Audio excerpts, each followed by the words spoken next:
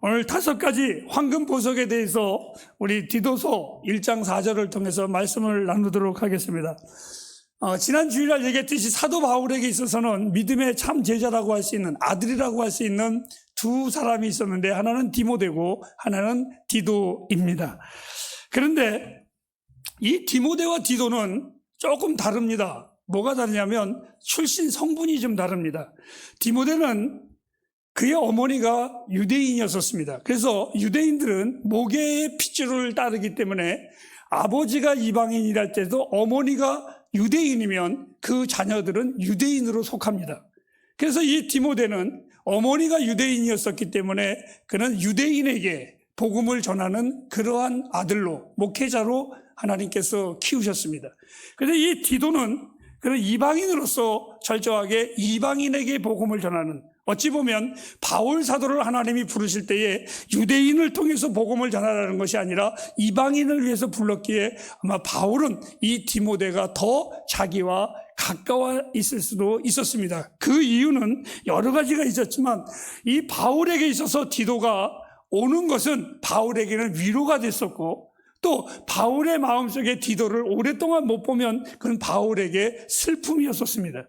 그 정도로 이 디도를 바울은 아주 귀하게 여겼고, 더 나아가서 이 사람이 참 진실했던 것은 예루살렘이 어려웠을 때, 예루살렘 교회가 어려웠을 때에 그 다른 지역의 성도들이 헌금을 모아가지고 그 헌금을 보낼 때에 누구에게 보냈느냐면 바로 이 디도를 통해서 보냈습니다. 그러니까 얼마만큼 이 디도를 바울이 귀하게 여겼겠습니까? 심지어는 갈라디아서나 우리가 고린도전서에 보면 디도의 이름이 여러 번 나오는데 언제나 아름다운 일, 아주 바울에게 영광을 받을 만한 일이 있으면 바울은 자기가 그것을 받은 것이 아니라 바로 나의 참 아들 디도가 이렇게 했느니라 하면서 디도에게 그 모든 영광을, 그 감사함을 돌리는 것을 우리는 성경을 통해서 보게 됩니다. 그만큼 바울은 이 디도를 굉장히 사랑했고 아꼈었던 참 아들이요 제자였었습니다. 오늘 저는 이 본문을 통해서 바울이 이 디도와 그렇게 친밀함을 보면서 서로 귀한 황금의 5가지의 내용을 이 디도에게 축복 기도를 해주는 장면입니다. 디도야, 나는 네가 이렇게 되기를 원한다. 그리고 이러이러한 것을 귀하게 여겼으면 좋겠다 하면서 믿음의 아버지로서 그의 아들에게 이 디도를 위로하며 격려하며 5가지의 굉장한 축복을 이에게 허락을 합니다.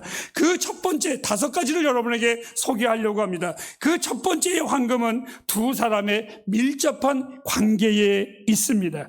오늘 제가 왜 이 말씀을 드리냐면, 분명 이 디도는 육체적으로 난 아들이 아닙니다. 하지만 바울이 그를 아들로 바라보았습니다. 얼마나 귀하면 그랬겠습니까? 사실은 저 역시도 마찬가지면 바울도 역시 마찬가지입니다. 목회의 사역 속에서 얼마나 많은 아픔과 실망, 그리고 배신, 더 나아가서 거짓, 논쟁에 이 바울이 너무나 많이 지쳐 있었고, 이것은 모든 목회자들에게 일상적으로 경험하는 경험이라고 말할 수도 있습니다. 목회하면서 가장 부끄러울 때가 있습니다. 그것은 뭐냐면 저하고 아주 친밀한 사람이 어느 날 잘못되었을 때에 사람들은 나의 마음을 위로하는 것이 아니라고 이렇게 말합니다. 목사님, 그 사람 목사님 아들이라고 말하지 않았어요? 라고 말하는 것은 나를 위로하는 것이 아니라 오히려 나를 조롱하는 것입니다. 그러한 아픔을 우리는 경험해야 되고 또한 당해야만 됩니다. 그럼에도 바울은 이 디도에게 이렇게 말합니다. 나의 참 아들이라. 근데 이 참 자녀와 같은 성도님들이 저에게도 있습니다. 그런 아픔을 주는 자들도 있지만 때로는 내가 계속해서 목회를 해나갈 수 있는 방법은 성도님들 가운데에는 정말 참 아들과 같은 귀한 믿음의 자녀들이 이 교회 안에 포진되어 있기 때문에 저는 그들을 볼 때마다 목회자는 큰 위로를 받고 정말 위안을 받습니다. 저의 설교에 제가 은혜를 받는 것이 아니라 목사는 바로 그러한 아름다운 사람들을 보면서 위로를 받고 은혜를 받게 돼 있습니다. 저는 오늘 이 하나님의 말씀을 통하여 나와 여러분들이, 그리고 나의 믿음의 자녀들에게, 성도들에게 첫 번째 하늘의 황금을 준다면 관계의 소중함을 보석같이 여기시기를 바랍니다. 왜? 그것은 하나님의 자녀들의 특색입니다. 오늘 창세기 1장에 보면 하나님께서 천지를 만드실 때 이렇게 독단적으로 만든 것이 아니라 하나님께서 또한 당신들께서 함께 하신 내용이 성경에 나오고 있습니다. 하나님은 언제나 성부와 성자와 성령의 하나님, 삼위의 하나님 관계를 소중히 여긴 것처럼 믿음의 사람들은 바로 이 관계를 소중히 여기셔야만 합니다. 성경은 우리에게 이렇게 말했습니다. 서로 사랑하라도 있지만 더 나아가서 서로 귀히 여기시기를 바랍니다. 사랑하는 햇불 가정 여러분, 우리는 그리스도 안에서 한 가족입니다. 왜냐하면 그리스도께서 우리를 당신의 피로 묶어 놓으셨습니다. 가정의 달, 오늘 우리의 예배가 그냥 하나의 예배가 아니라 가족 예배가 되기를 바라며 우리 모두가 서로를 바라보면서 원수와 같이 바라보지 말고 짐처럼 바라보지 말고 즐거워하는 가족들이 되길 주의 이름으로 축복합니다. 두 번째의 황금은 같은 믿음입니다. 베드로후서 1장 1절 말씀을 한번 보도록 하겠습니다. 시작. 사도인 시몬 베드로는 우리 하나님과 구주 예수 그리스도의 의를 힘입어 동일한 보배로운 믿음을 우리와 같이 받은 자들에게 편지하노니, 여기 보니까 디도에게는 바울이 같은 믿음이라고 표현했는데 베드로후서에는 이 같은 믿음이란 보배로운 믿음이라는 겁니다. 우리는 하나님의 진리의 말씀을 믿습니다. 우리 햇불교회의 성도들은 동일한 진리를 가지고 있습니다. 우리에게는 하나님이 계시며 한 중보자가 계시고 한 성령님의 부르심의 은총을 받은 나와 여러분들입니다. 에베소서 4장 5절 말씀에 보면 주도 하나요 하나님도 하나요 침례도 하나니, 오늘 나와 여러분들의 신앙의 고백, 우리가 오늘 예배하는 그 모든 것도 나를 드리는 것이 아니라 여러분이 드리는 것이 아니라 우리 모두는 한 하나님을 드리는 그 믿음 안에서 이 예배에 임했습니다.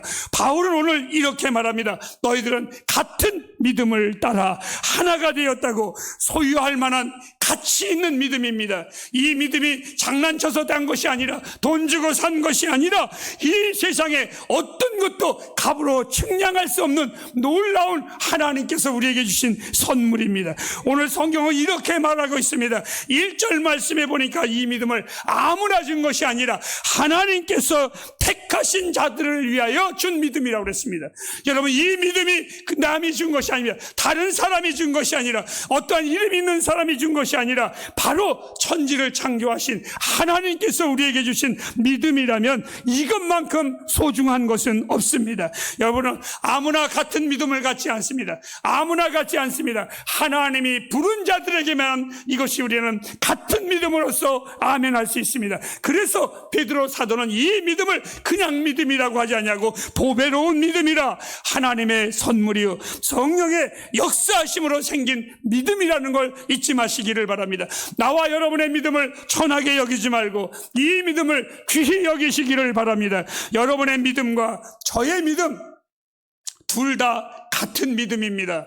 여러분의 믿음이 크고 내 믿음이 작을지라도 우리는 어떠한 믿음도 다 같은 종류의 믿음입니다. 즉 다시 말해서 하나님이 우리에게 주신 이 믿음은 우리의 삶을, 그리스도인의 삶을 안정되게 해준다는 것을 기억하시기 바랍니다.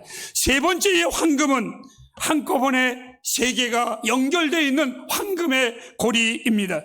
바울은 디도에게 이렇게 말합니다. 은혜와 긍휼과 평강이 내게 있을지어다. 이렇게 축복해 주었습니다.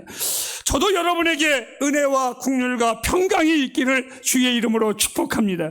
우리는 모두 이 귀한 축복이 필요한 사람이다. 은혜가 필요한 사람입니다. 하나님의 국률하심이 필요한 우리들입니다. 그리고 하나님의 평화가, 하나님과의 화목이 우리에게는 필요한 우리들입니다. 우리가 서로 이렇게 되기를, 서로가 서로를 축복해야만 됩니다. 나는 그리스도인들이 정말 싫은 게 있습니다. 그냥 만나면 이렇게 말합니다. 내가 너를 위해서 기도해 줄게. 그리고 기도 안 합니다. 그리고 우리 예배 시간에 기도합시다. 옆에 사람 손잡고 기도합니다. 다 형식적입니다. 여러분, 그런 것이 아닙니다. 나의 참 아들에게, 나의 참 자녀에게, 정말 내 참 사랑하는 가족에게 기도한다면 그 기도가 그냥 기도가 되겠습니까? 정말 진심을 담아서 기도할 겁니다. 남이 들으라고 하는 기도가 아니라 정말 생명을 다해서, 내 마음을 다해서 그 하나님을 그에게 축복해 주라고 기도할 겁니다. 그 세 번째의 황금이 나와 여러분들에게 우리를 도우시는 하나님의 은혜의 황금이 있기를 주의 이름으로 축복합니다.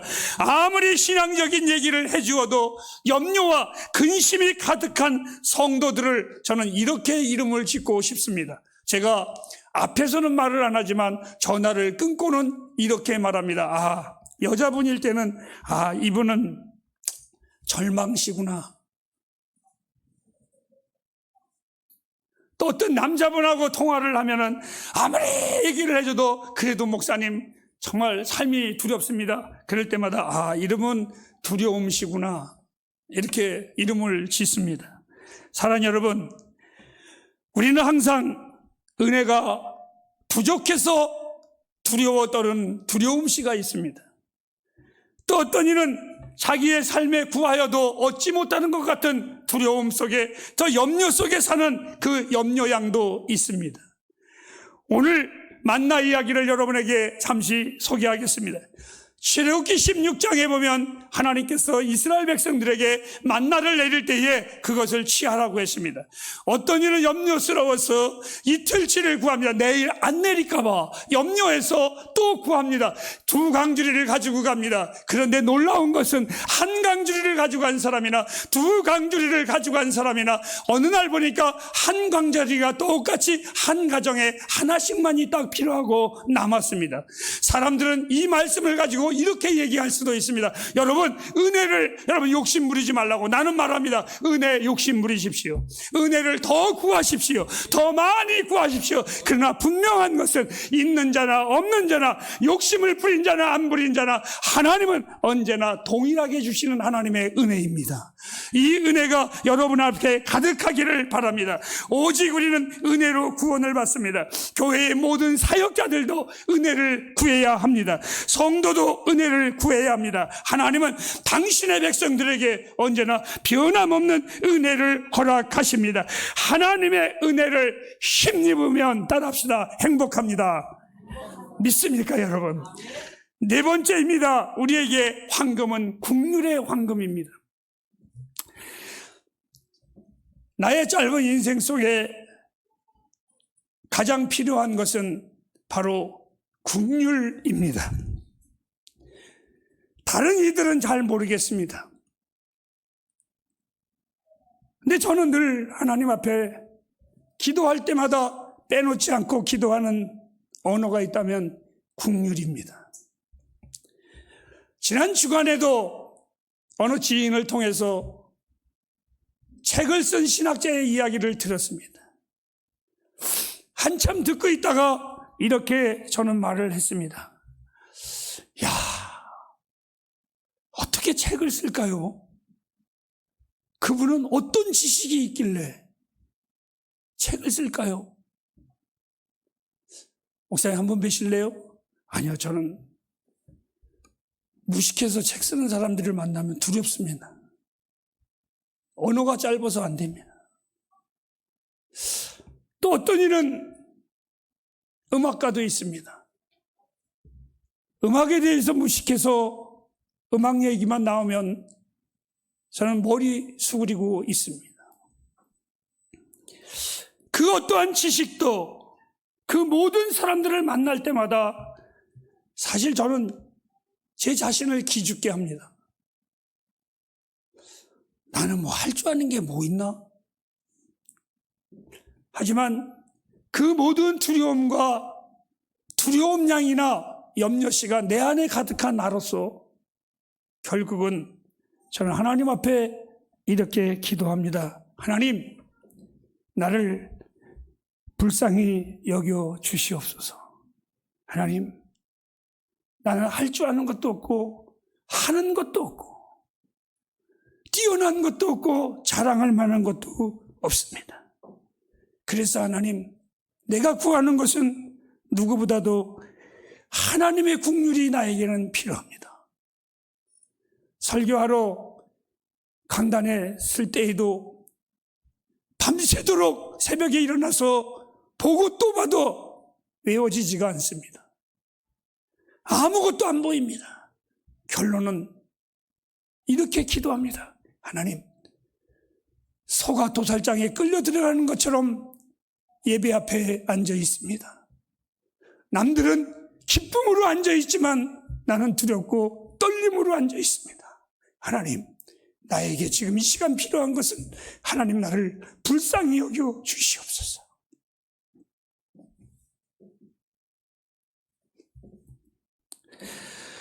바울이 디도에게 그 목회가 힘들고 어렵고 이방 땅에서 고생하는 그에게 이렇게 말합니다. 디모데야, 설교 잘해라. 지식을 많이 쌓아. 언어를 잘 배워라. 이렇게 말하지 아니하고, 디도야, 목회는 하나님이 불쌍히 여김이 있어야 된단다. 그것을 구하라. 햇불 가정 여러분, 하나님의 국률이 없었다면 저는 아무것도 아닙니다. 여러분은 어떠신지 모르겠습니다.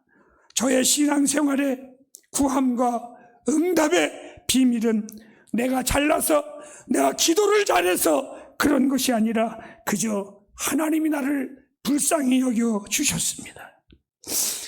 저는 사랑하는 우리 햇불 가족들을 위하여 기도합니다. 이렇게요. 하나님, 우리 햇불 가족들을 불쌍히 여겨 주옵소서. 나를 향한 주의 국률 때문에 나는 나의 평생에 지금까지 감사하며 살아왔습니다. 햇불이여, 하나님 앞에 국률을 구하십시오. 이것보다 좋은 황금은 없습니다. 이제 마지막으로 5번째의 황금은 평강입니다. 이 평강을 번역하면 화목입니다. 하나님과 친밀하십시오. 하나님과 화목하십시오. 하나님과의 친밀함, 하나님과의 화목은 보석 중에 보석입니다. 그 어떤 것들이, 우리 땅의 어떤 것들이 우리의 마음을 편하게 했습니까?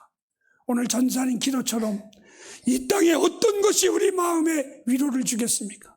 어떤 것이 우리의 마음에 기쁨을 주겠습니까? 다 염려와 두려움 뿐입니다. 하지만 전능하신 하나님과의 화목, 이 친목은 큰 축복입니다. 하나님과 사이가 좋은 사람이 되시기를 바랍니다.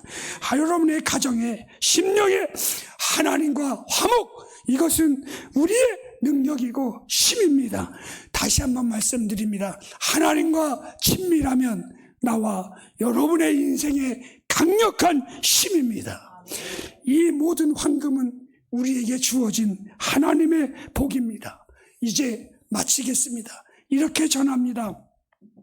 하나님 아버지와 우리 주 예수 그리스도 구주를 쫓아 은혜와 평강과 긍휼이 여러분에게 있기를 주의 이름으로 축복합니다. 우리는 모든 복의 근원이 한 분이십니다. 예수 그리스도, 이분으로 인하여 우리가 옵니다. 모세는 그의 백성들에게 신명기 33장 25절에 보니까 이렇게 말했습니다. 내 사는 날 동안 따라서 하나님의 능력이 내게 있으리로다. 그렇다면 복받은 우리가 해야 할 일이 있습니다. 그것은 축복하는 것입니다. 한 가족이 된 우리들, 그냥 가족의 날이 아닙니다. 그냥 어버이날이 아닙니다. 여러분, 우리가 할 수 있는 것 축복하는 겁니다. 저주가 아니라, 죽일 놈이 아니라, 정말 하나님의 사람들은 이 귀한 황금의 보석을 가진 우리들, 한 가족이 된 우리들 서로 축복해 주시기 바랍니다. 이 시간 우리 잠시 기도하겠습니다. 서로 옆에 사람 손을 잡으시고, 오늘 나는 여러분들에게 5가지의 보석을 소개했습니다. 이 5가지 황금이 옆에 있는 분들에게 임할 수 있도록 축복해 주시기를 바랍니다. 다 같이 우리 서로를 위해서 기도해 주시기 바랍니다. 기도하겠습니다.